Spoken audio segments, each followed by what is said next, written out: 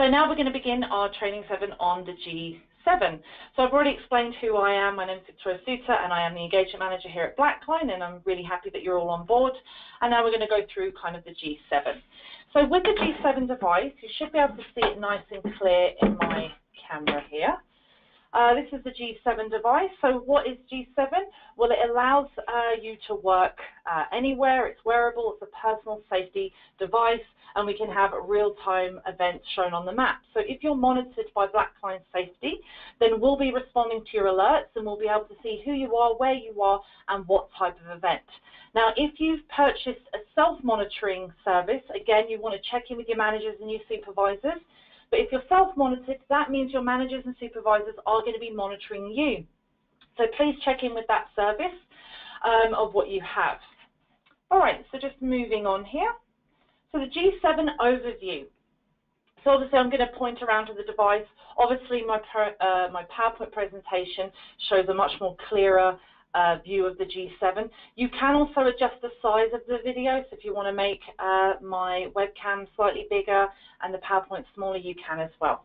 So G7, what is this guy? So I'm going to kind of build up to G7 to the quad, because we do have, I have the full quad here and then a single one, and then we have just G7C.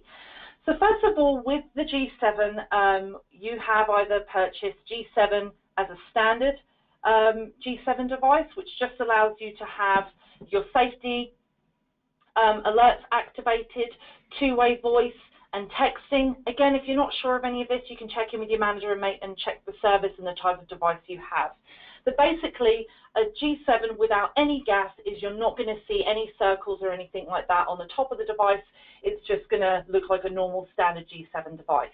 Now, if you've purchased single gas, you're going to see your single gas cartridge that you purchased at the top. My one says H2S.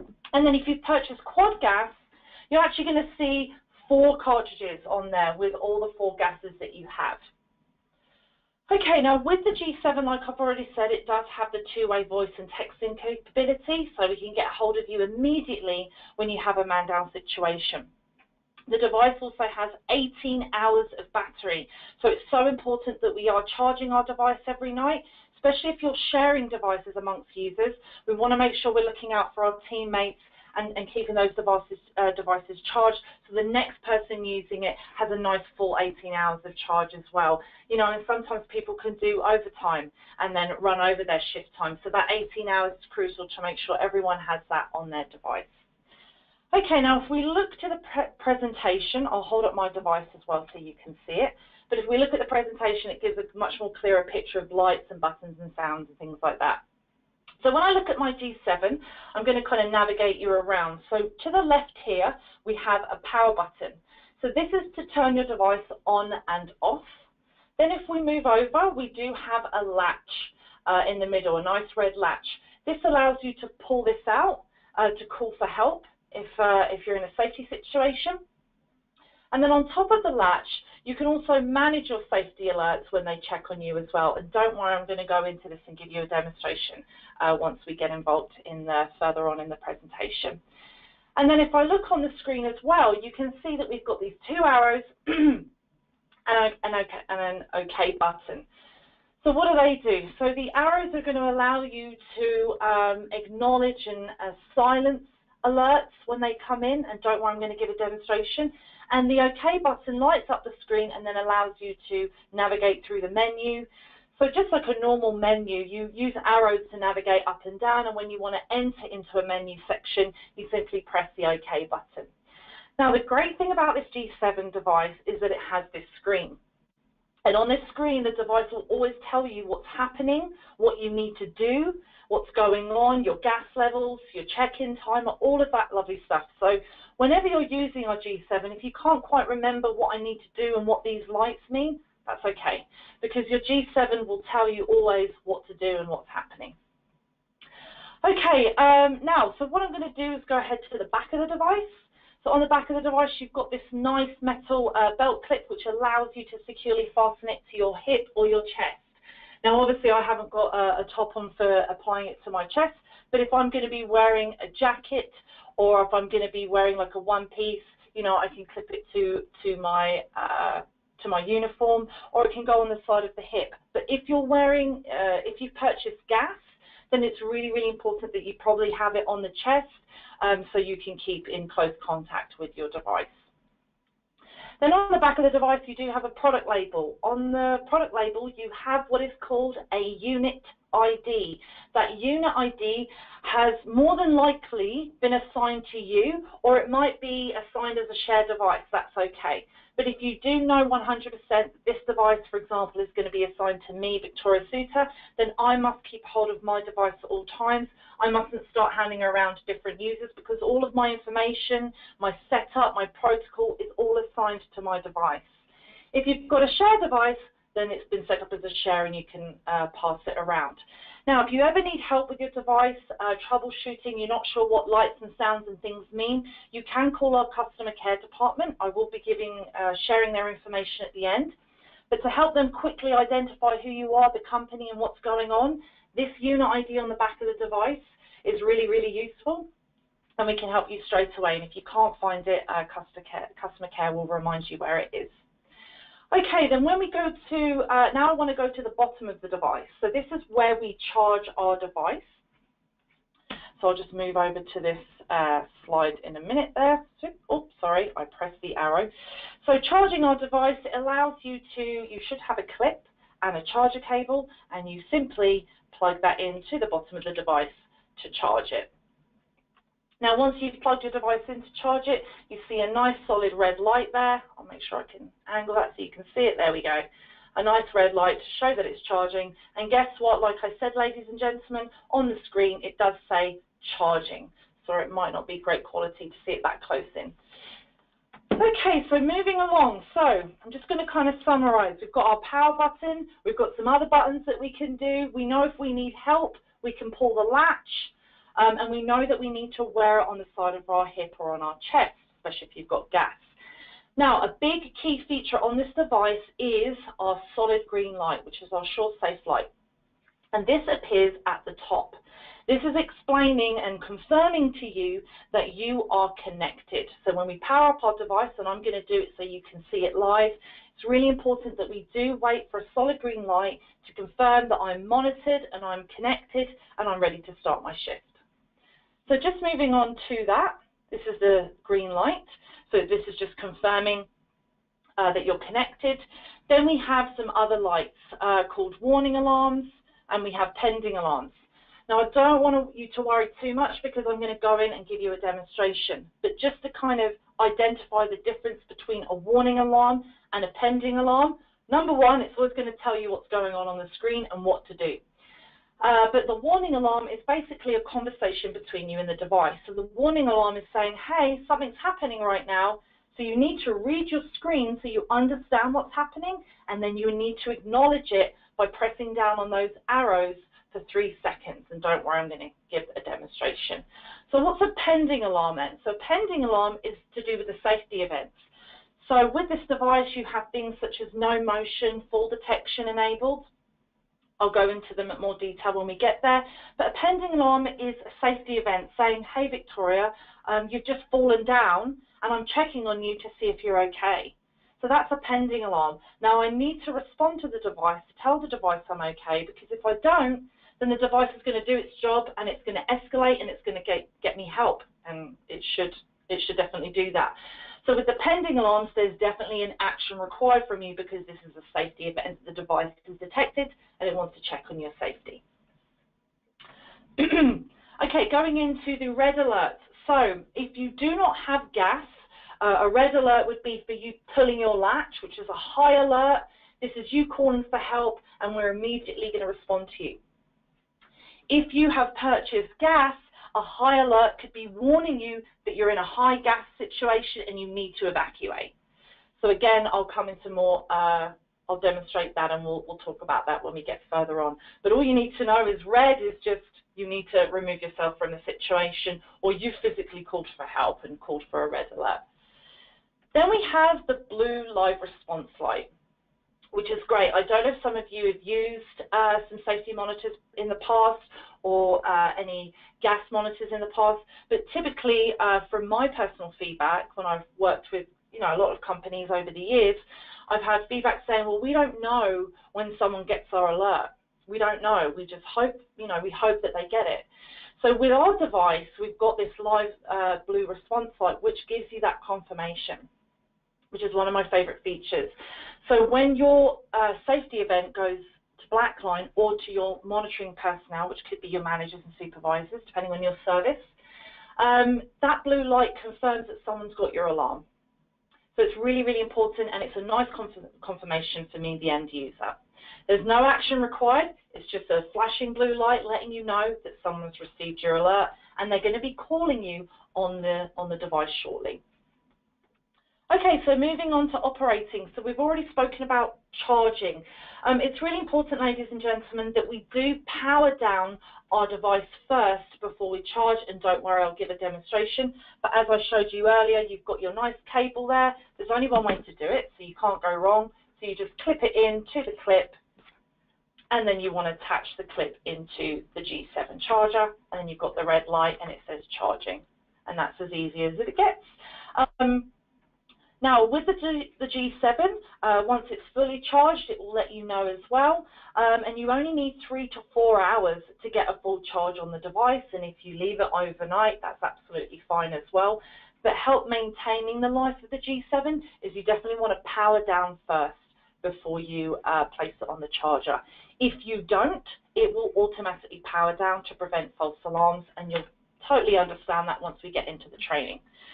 So now I'm going to go ahead and power on my device. So I always want to make sure I disconnect my device from the charger first, and then I'm going to power it up. I want to make sure you guys can clearly see that. So I'm just going to press on my power button once.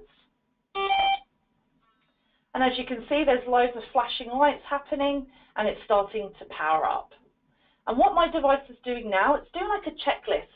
So it's going through all the features that are enabled, it's making sure my GPS is enabled, it's checking my gas sensors, configurations, and it's basically configuring and checking everything, and it's all set up and confirmed. And as you can see, my device is flashing green, which means it's still trying to connect and it's still checking everything. Once my device has done the check and it's connected and it's good to go, remember, we get that solid green light, which confirms. Now my device just bleeped at me, and it's telling me that my bump test is due, and because I need to do a bump test, it's probably going to alarm shortly. There we go. So I'll tell you what I've just done in a second, so I can speak over the volume there. So what happened is my device said I need a bump test. And what I did is I acknowledged it, and then what I should be doing now is a bump test.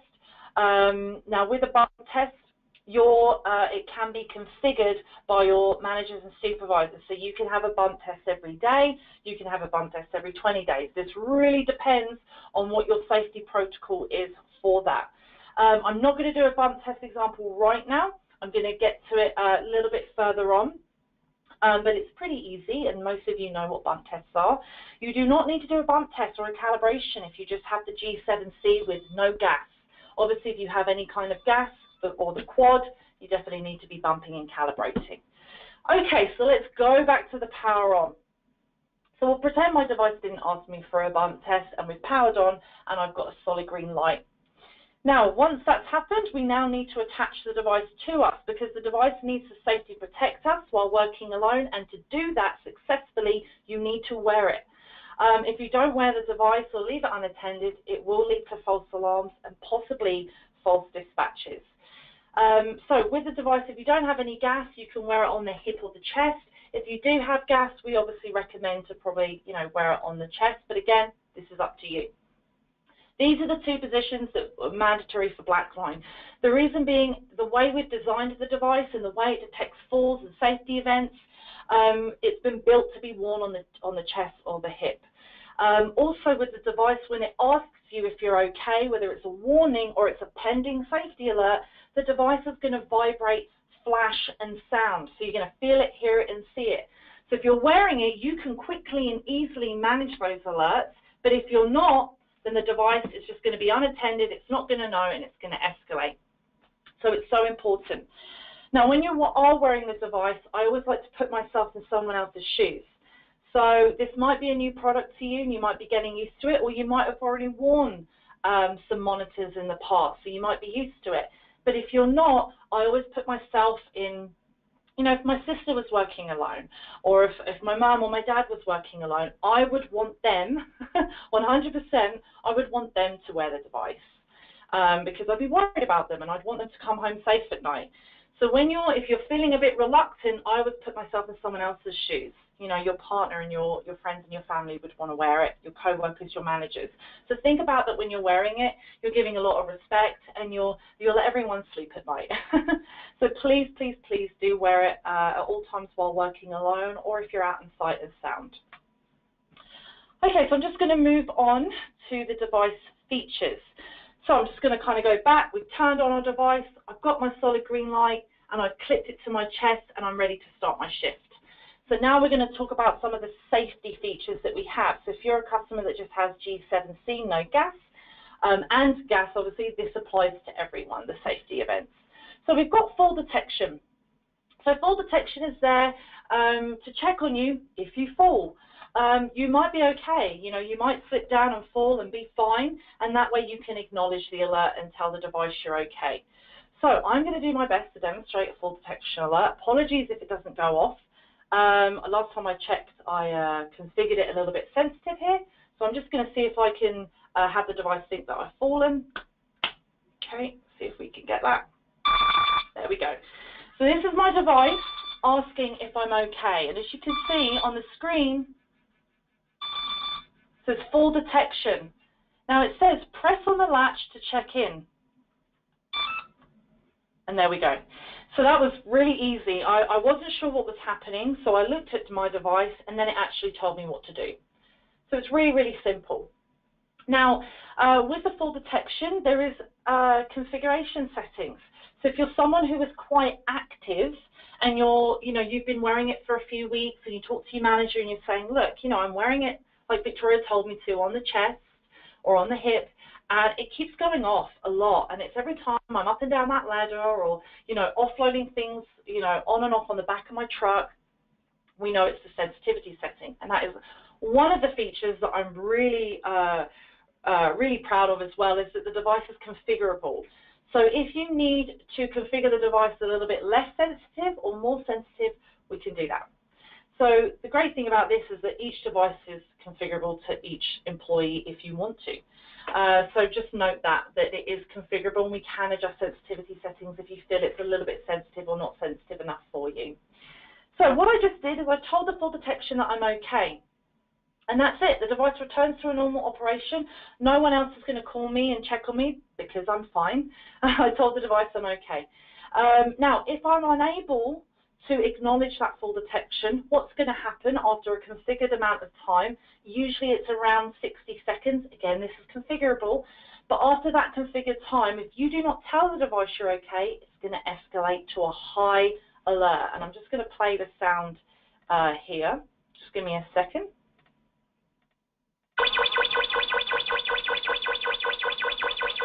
So that is a high alert, ladies and gentlemen. That's your fall detection saying, Victoria, you didn't respond to me, so now I'm going to get you help. And the device is now escalated. Once it's escalated, it has gone to the monitoring personnel if you are live. So check in with your go live dates, obviously, but once you are live, it goes to the monitoring personnel. Now, how do we know it's gone to the monitoring personnel? Remember, we're going to get that nice flashing blue light to confirm, and then within a minute, we're going to be receiving a voice call to check on our safety. Please check with your service to see if you've purchased voice calling, you know, and check all of this with your managers and supervisors.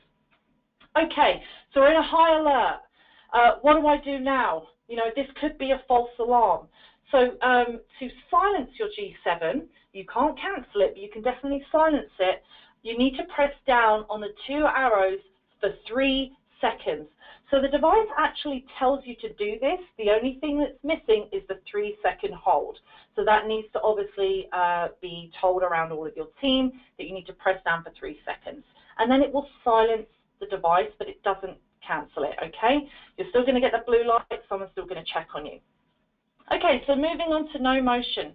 No motion is exactly the same procedure. It's going to check on you. If you don't respond in 60 seconds, it's going to escalate. So everything, what I've just trained you on the fall detection, is exactly the same. However, we're now dealing with someone who hasn't moved.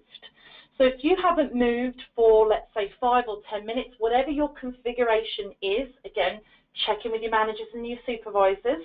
The device, if you haven't moved for, let's say, 5 minutes, the device is going to check on you, and you're going to have your configured amount of time to press on that latch and tell the device you're okay. If you don't, it escalates, high alert, the blue light comes in, the voice call comes in, etc. You get the drift in the flow. If anyone has any questions, or if they want to raise their hand and openly ask a question, please let me know. I'm just checking in here now to see if anyone's got any questions.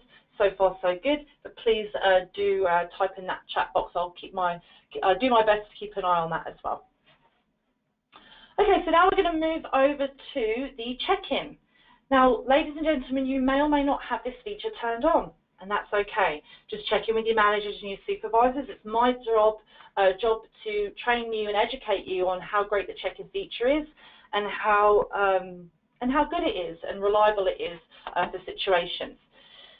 So the check-in, before I get on to explaining it, again, works exactly the same way. You're going to hear that pending alarm, so I'll do it again just on this fall detection.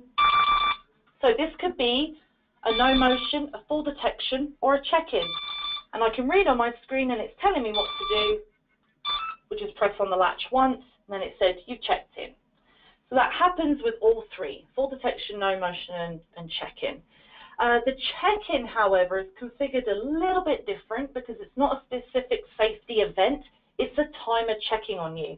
So if you do have your check-in turned on, let's say your safety manager has decided every 2 hours, as soon as you get a solid green light, your check-in timer is going to start, and it's going to appear in the right-hand corner of your device or on the front of your screen, but you're going to see a check-in timer going down. With that check-in timer, you're going to have whatever your safety manager configures to acknowledge it. So it could be anything from 50 minutes or above. So when your 2-hour check-in timer comes in, let's say it is configured to 15 minutes, you're going to have a whole 15 minutes to acknowledge the device and tell the device you're okay. Whereas the no motion and the fall detection, we're giving you around 60 seconds because it's a specific safety event, and we want to turn that around quickly for you guys in a man-down situation. Now, with the check-in, you also have what we call an early check-in. And again, check in with your managers to see if you've got this configured. But this allows you to check in early throughout your day. And how do we do that? Well, we press down on our latch and we do not let go, because you're actually going to feel 3 vibrations. 1, 2, 3, release, and I've just checked in. So what I've just done is I've reset my check-in timer, and it's not going to bother me for another 2 hours. Now, the reason why we have the check-in enabled and why a lot of companies are interested in it is because what we have is called a server-side check-in. So you have your device check-in, for me, the end user, and then we have a server-side check-in, which is a backup. That's what I like to call it, your backup. So if something happens to this device, which is out of your control, so apart from you powering down the device and finishing your shift, apart from that, if the device malfunctions or it dies down or it loses communication for a long period of time or something odd happens to the device, you might worry as an end user, well, now my device doesn't work, so now what happens to me? I'm out here working on my, on my own. What happens?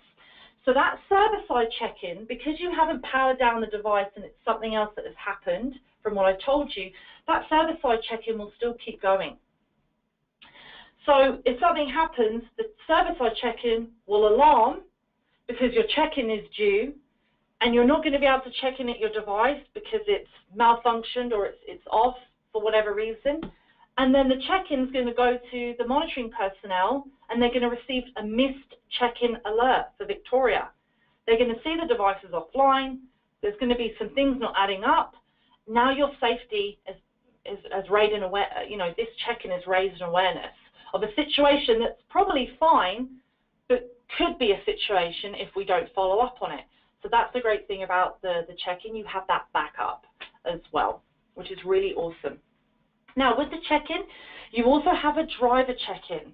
So if you're driving above 35 kilometers an hour, which is around 22 miles per hour, for those of you in the US, it will automatically check you in. So you shouldn't have any pending alarms in the vehicle while driving. So just so you know that. Okay, so I'm just going to move on now to our emergency SOS alert. Now, with this, this is you calling for help, okay? So whenever you are in a situation, please don't question it. You know, if you feel your chest is getting tight, you're uneasy, whatever, pull that emergency latch, get help, let us call you, let us check on you and make sure you're okay. So I'm going to give a demonstration. So I'm just going to make sure all my slides are apart here. Oh, give me a second here. There we go. So what I'm going to do, ladies and gentlemen, is I'm going to pull my latch. Now, what I've also done is I've logged into my account, and I'm also going to be playing the monitoring center as well. So I'm going to be doing a little bit of multitasking here so you can see kind of a full circle of what happens. So I'm going to pull my latch, and then what I'm going to do is I am going to silence it, which doesn't cancel it, but silence it. And then I'm also going to manage the alert in the system so you can see the flashing blue light as well. So here we go.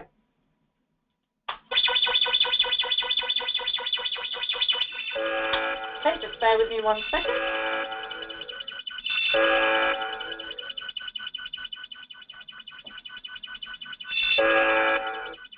Okay, so what I've just done is I have, excuse me, there we go. Just want to make sure that my webcam, I can fully see this. Okay, so what I did is I pulled my latch out. Now, to silence my device, I need to put it back in. Now, if I can't remember what I do and I'm pressing buttons, it suddenly says, hold the 2 arrows. So I'm going to hold the 2 arrows for 3 seconds. So here we go.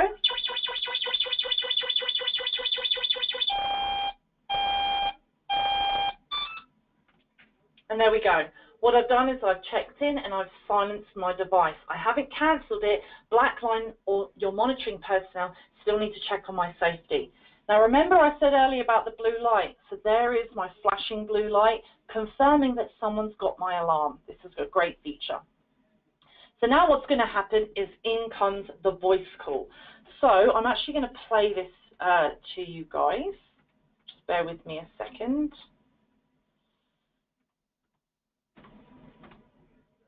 Okay, you know what? Actually, we're gonna wait. I will play you the voice call shortly here.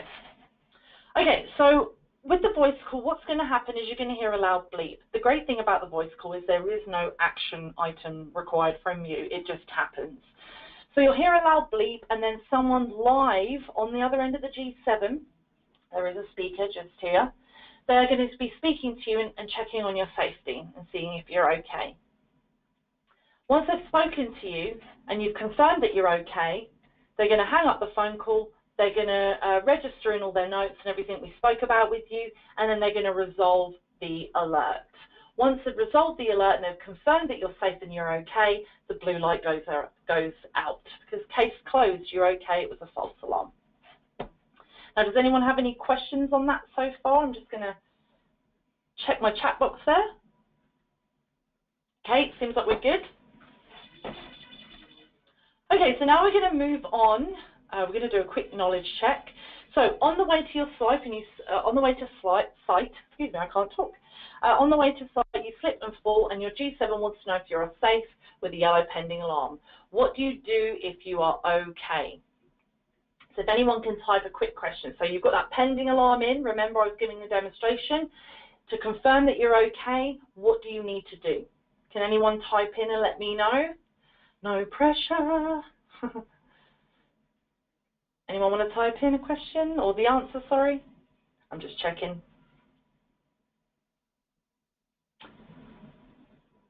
Okay, that's fine. I will tell you. That's fine. So with that, if we have a pending alarm that comes in, it's checking on your safety, so we need to push on the latch. Push on the latch and tell the device you're okay. And the great thing, reminder everyone, is that it will always tell you. Okay, so let's move on to yellow warning alarms. So those of you that have got gas, this still applies to you, and G7, this still all applies to everyone with every type of monitor right now.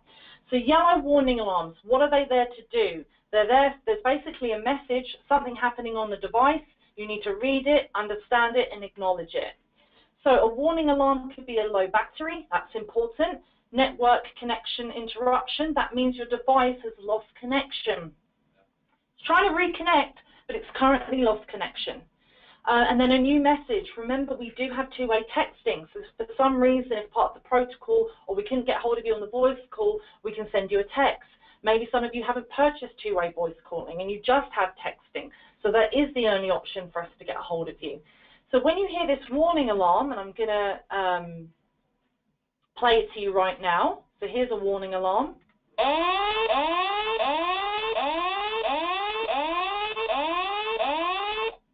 Warning alarm. So first thing, whenever you're unsure about anything, if there's any yellow lights, read the screen and figure out what's happening.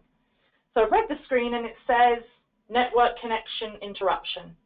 Well, then what I need to do, what I would personally do, is I'd walk around the area and I would check to see if my device connects. You could just be in a bad area.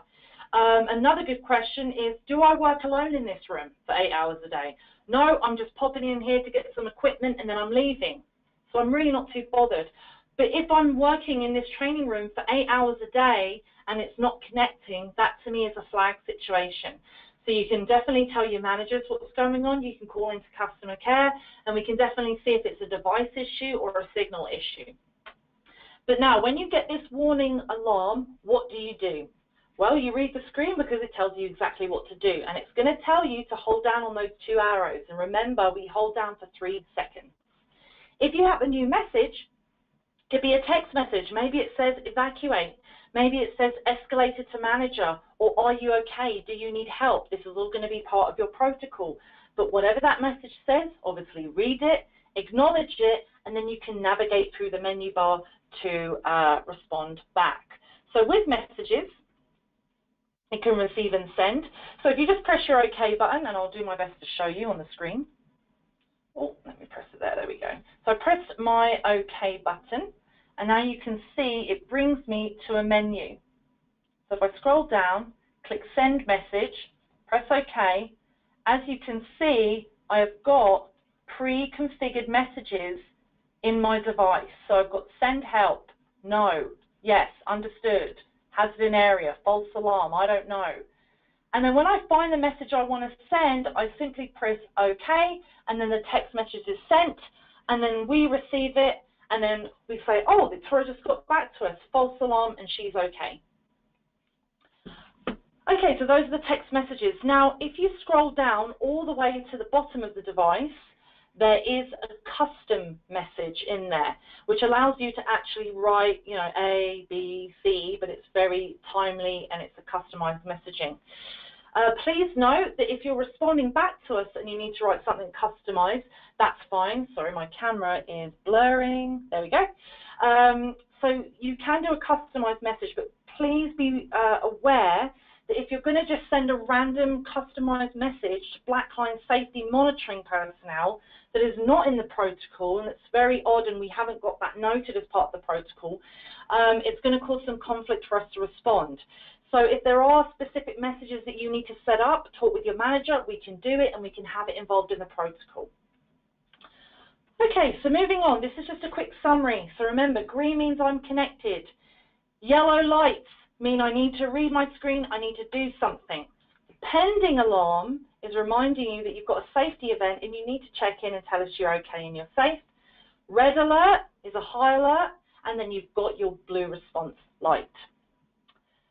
Okay, this is another quick knowledge check. So which alarm does not involve the monitoring personnel? Can anyone tell me if they want to type in? If not, that's okay, no problem. So is it the live response? Is it the red? It is the yellow alarm, okay? So remember, yellow alarms do not go to monitoring personnel. Only it's between you and the device. However, if you do not manage your pending alarm, then it would go into the monitoring personnel. Okay, ladies and gentlemen, so I'm now going to go into gas detection. After gas detection, I'm going to be doing a little bit of a manager training at the end. So if you are an employee and you do not have gas and you just have a standard G7, you are now welcome to leave the training session. But if you're an employee that has gas, please stay on. And obviously, if you're a manager, please stay on through to the end as well. Okay, so now we're going to be moving on to gas. So gas detection, it works just like smoke alarms, just like your other gas detection. It works completely the same, and just please know that expired cartridges are replaceable as well. And if you have any questions on that, again, you can call customer care and we can go through that. So bump test. If you remember at the beginning of my session, my device asked me to do a bump test. Now, if you have a single gas, you have a single cap, and I'm just going to skip forward so you can see this, ladies and gentlemen. If you have a quad, then you'd have a quad calibration cap. So I'm just going to go through this single one here. Now, I'm not going to do a bump test today, but I'm just going to show you kind of the functionality of it. So here I am with my gas tank. So first of all, you do have a cap on the end that does apply to your G7. So before I do anything with my device, I need to put it into bump mode. In fact, I have my own personal device. So I have a lot of devices with me, so I can give you a demonstration. Sorry about that, I can. Let me just check here. Yeah, we are good. Okay, so the first thing I need to do is I need to put my device, if I'm going to do a bump test or a calibration, I need to put it into bump test or calibration mode. So I need to go to the menu, and I do that by pressing on my OK button. I'm just going to make sure I can angle it in so you can see it. And now I'm going to scroll down and find my bump test. So there it is, I found it. Sorry, I'm not doing a very good job showing you on the screen here, but I am on bump test, and it's set. So I'm going to press OK. Continue with bump test, yes. And then it's doing some lights and things and checking things. Now it says apply bump test gas now. So what I'm going to do is I'm going to attach my cap onto my device like so. So I've just clicked it on, and then it says apply the gas. I'm just going to make sure that you guys can see what I'm doing here. Let's get that further down. And it says apply the gas. Okay, so I've turned that on, and now it says applying. And now you can see everything is going up because it's applying and it's testing that this is happening. The gas, turn gas off now, okay? Turn gas off now. As you can see, it's telling me what to do. Press OK. Press OK. Then it says your next bump test is in a couple of days, which is what my manager's configured it to. Now I can take this off because it's finished. It said bump test OK, and I can take the cap off. Just going to place that down here, ladies and gentlemen. Just give me a second. I want to safely put that down. And then what you can see, everything's now going down, and it's just doing all of that check. So it's all been completed, and it's just waiting for that to go down. Now with a bump test, as you can see, it took me literally 20, 30 seconds. With a calibration, I'm just going to put this back on my hip. With a calibration, it can take 2 minutes, maybe a little bit longer. Again, it's up to your manager and your supervisor when they want you to do this. But everything's exactly the same, but in the menu bar, you go to calibration. Remember to put it in calibration or bump test mode, because if you just apply gas, you're going to set up a high alarm, and then the monitoring personnel is going to get a hold of you and check on you and be worried about you and see what's happening. Please note, your G7 will automatically zero on startup when you turn on your device. If for whatever reason you thought that your settings, especially if you've got quad, if you had some cartridge or settings that were off and you need to zero out your device, you need to go to a safe area where everything's clear and safe, and then you can go to the menu, go to zero out your device, and then it will kind of balance your sensors there as well. Okay, and this is just obviously the quad one showing you that you've got the quad cap as well, which is awesome. And everything's exactly the same. Now we're going to go on to gas features. Okay, so yellow warning alarms. Remember earlier in the presentation I spoke about a warning alarm could be a text message, could be your device has lost communication, you could have a message. Now we're incorporating gas. Warning alarms from gas are now incorporated in that as well. So the warning alarms are as follows: low warning alarm, under limit, and sensor error, and bump test calibration. So when you get a warning alarm, remember we're going to have that sound come in and you'll be like, what's happening? You know, my device is flashing yellow, what's happening? Read the screen, because it's going to tell you exactly what's happening and what to do, which is press on those two arrows. So low warning alarm with gas. This is when gas levels reach low concentration level, and the warning alarm will continue every 2 minutes. So it's not going to escalate. Remember, warning alarms do not escalate. They're giving you messages and letting you know that something's happening in your device and you need to check it. If you get an under limit warning alarm, this means the gas sensors, the baseline has shifted. So the reading will shift accordingly and become unreliable. Okay, and then when this happens, the presence of gas can be measured but cannot be converted into an accurate reading. So it means those levels have shifted. So what we recommend, if that happens, you should do a calibration on your device. All right. Now, if you have a sensor error, the great thing about our device is going to have a nice big X on the top and say sensor error. So on your LCD screen, like I said, you'll see an X, and this indicates that the sensor is generating an error message. So what I would typically do if you get any sensor errors, ladies and gentlemen, is just simply power down your device and power it back up. If you still continue to get a sensor error, you might need to calibrate it. So do a calibration, and if you're still having issues, then we may need to replace the cartridge. So call into customer care first, tell them all the procedures that you've done, you know, you powered it off and on and you've done a calibration, and then they can walk you through the next. And then the other warning alarm is a calibration or a bump test. So remember when I first turned on my device, it said your bump test is due. So that was a warning alarm, and if you remember, I stood here pressing the 2 arrows and I said I was going to tell you what I was doing in a minute. So I was silencing it so I could tell you what was going on, and I acknowledged it, and then obviously I would then do a bump test. So if anyone has any questions on that, let me know. Don't forget, ladies and gentlemen, you're going to be receiving all of this training information as well. Okay, so now remember that warning alarm. I'm going to play you that sound as a reminder. And what do? We press on the 2 arrows for 3 seconds. Now we're going to go into red alerts, which is, again, these are the high alerts for gas. So we've got a high alert, okay, and then we've also got an over limit. So a high alert is basically your gas sensor detects levels above the maximum gas concentration. Don't stick around to find out what's going on.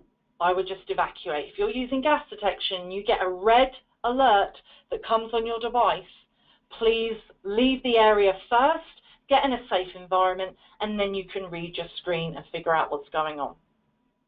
Now, over limit, this is your gas sensor detecting an excessive amount of gas and can no longer give you an accurate reading. So again, you want to evacuate the area because it's not giving those accurate readings, and then you want to read your screen. Remember, you can always silence these alerts at any given time, but when we get a red alert, ladies and gentlemen, we are going to be responding to you straight away. This is serious and we need to check on your safety. So remember that blue light comes in and we're going to be calling you or texting you to check on your safety. Now, all of that applies to O2, H2S, CO, and CO2. But now moving on into the more toxic gases, this is now disqualifying, obviously, oxygen. So if you have O2 on there, this has nothing to do with that. This is just H2S, CO, and CO2 I'm now referring to.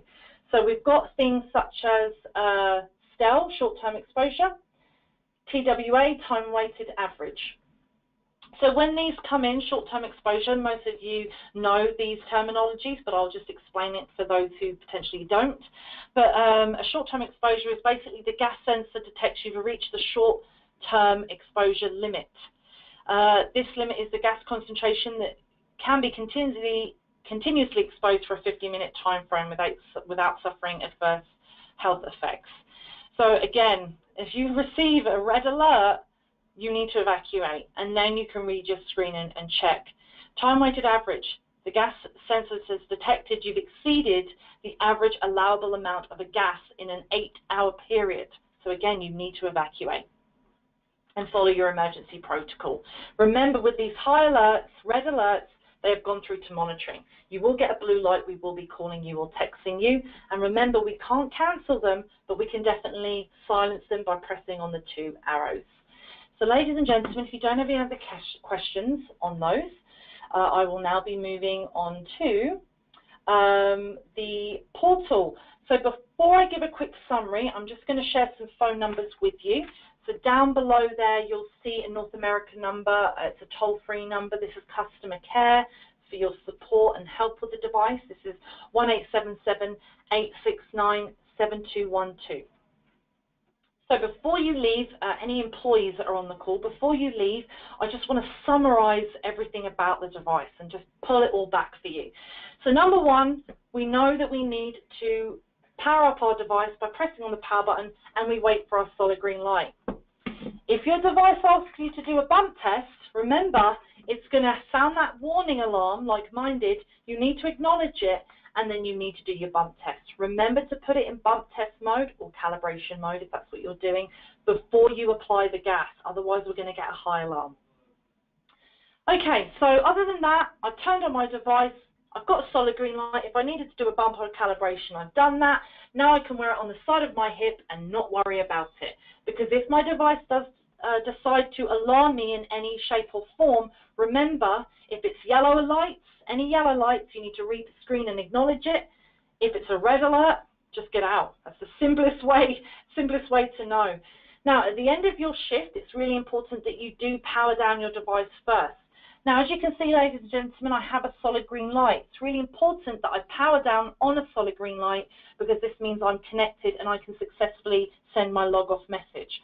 So I'm going to press the power button, and we need to press it for 3 seconds. And you're going to see on my screen it does a 3, 2, 1. So here we go. And there we go. It's now logging off, and as you can see at the top of my device, it is now flashing green, and it's logging off. Before I place my device on the charger, I need to make sure that all of my lights are out. Okay, now I'm just going to plug. I've plugged it in there, and as you can see, I've got a solid red light. If you didn't have any lights appear, maybe just check that you're connected, make sure it's plugged into the wall correctly. But if you don't have the lights appear, maybe call into customer care and check what's going on. But you should have a solid red light appear, and you should be able to see the symbol on the device saying charging.